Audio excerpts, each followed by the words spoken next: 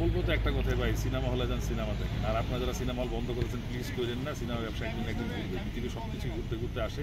Cinema ব্যবসা একদিন ভালো হবে, সিনেমা হলে টিকে রাখেন, পরিবেশটা ভালো করেন, আর দর্শকদের প্রতি অনুরোধ আপনার সিনেমা হলে যান, বাংলা ছবি ভালো করে দেখেন, বেশি করে দেখেন, আমাদেরকে সাপোর্ট করেন। ধন্যবাদ। আসলে ক্রাইসিস যত থাকুক, যত কঠিন হোক, আমরা যেহেতু সংস্কৃতি চর্চা করি, আমাদের উচিত যে ক্রাইসিস মোমেন্টগুলোকে একটু হালকা করার জন্য একটা উৎসবমুখর একটা কিছু আয়োজন করার, যেখানে আমরা সবাই একটু আনন্দ উপভোগ করবো, যেখানে আমরা সবাই একত্রিত হয়ে কিছু সময় পার করবো। আর এটা যদি আপনাদের মাধ্যমে যদি পাবলিক কাছে যায়, পাবলিক এগুলো দেখে এনজয় করবে, তো ওই সমস্ত উদ্দেশ্য নিয়েই আজকে আমাদের এই আয়োজনটা।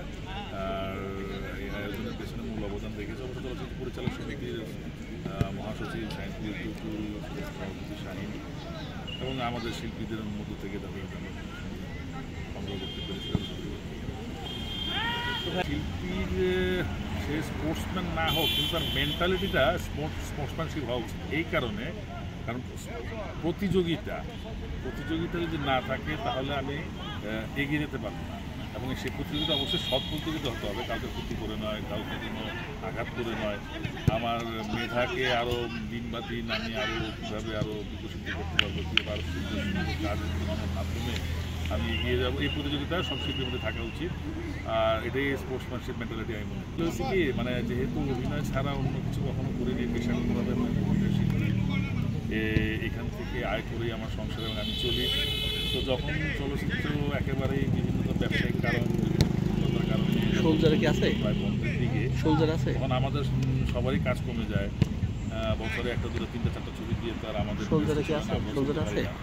সো আমি যেহেতু আমার মঞ্চ নাটকে কাজ করার একটা অভিজ্ঞতা ছিল, সেখান থেকে সেটাকে কাজে লাগিয়ে এখন আমি নাটকে কাজ করার চেষ্টা করছি এবং মোটামুটি একটু সাড়া পাচ্ছি, সবাই ডাকছে। এখন যদি আমি বলি যে আমাদের সে কালের নাটক, সেটা এখন হচ্ছে না। এখন নাটকের মতো একটা সিনেমাটিক ফ্লেভার থাকে, তো সেই দিক থেকে সেই ধরনের গল্প এখন বেশি ভিউ হচ্ছে, পাবলিক বেশি দেখছে, তো যে কারণে নির্মাতারা ওই ধরনের গল্প নির্মাণ করছেন এবং আমি কাজ করছি। একটা কথা বলতে চাই শিল্পী সমিতির নির্বাচন নিয়ে। নির্বাচনটা অনেক দূরে। আমি একজন শিল্পী হিসেবে শিল্পীদের নেতৃত্বে ছিলাম দীর্ঘদিন, 2004 থেকে 2017 পর্যন্ত, 17 না 13-14 পর্যন্ত। তো এমন না যে আমি আগে নেতৃত্বে ছিলাম না, তবে হ্যাঁ একটা নেতৃত্বের একটা পর্যায়ে যেতে তো অনেকেই আমাদের সিনিয়ররাও গেছেন, আমারও ইচ্ছা আছে। কিন্তু দেখেন অনেক সময় বাকি, এখন 8-9 মাস বাকি, তো এখনও কোনো কিছুই ফাইনাল না। যেগুলো বাতাসে উড়ে বেড়াচ্ছে বিশেষ করে আমাকে ঘিরে, সেগুলো এখনও কোনো ফাইনালাইজ হয়নি। অনেকেই অনেক কথা বলছে, অনেকে অনেক অফার দিচ্ছে, অনেকেই অনেক ইয়ে করছে। তো ফাইনালাইজ হলে ইনশাল্লাহ আপনাদেরকে সাথে নিয়ে এবং আপনারা জানবেন, দর্শকরাও জানবে, সমস্ত শিল্পীরাও। আপনি ভাবছেন কিনা এবারে নির্বাচন নিয়ে? আসলে আমি হ্যাঁ কিছু চিন্তাভাবনা তো আছে।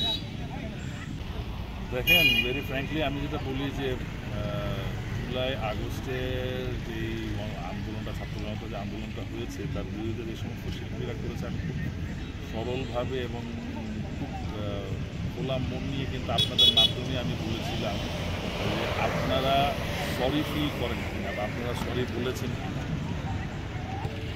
তাদের তো আসলে প্রথমত যে কাজটা করা উচিত, যে এরকম একটা হত্যাযোগ্যকে সাপোর্ট যারা করেছে তাদের অবশ্যই প্রথমতই সরি বলা উচিত। আইনের বিচারে আইন করবে, সেটা আইনের বিচারে আইন করবে। যাদের শিল্পী হিসেবে আমি ভেবেছিলাম যে তারা হয়তো একটু দুঃখ বোধ করবে, লজ্জা বোধ করবে, কিন্তু সেটা বিন্দুমাত্র ছায়া তাদের মধ্যে আমি পাইনি।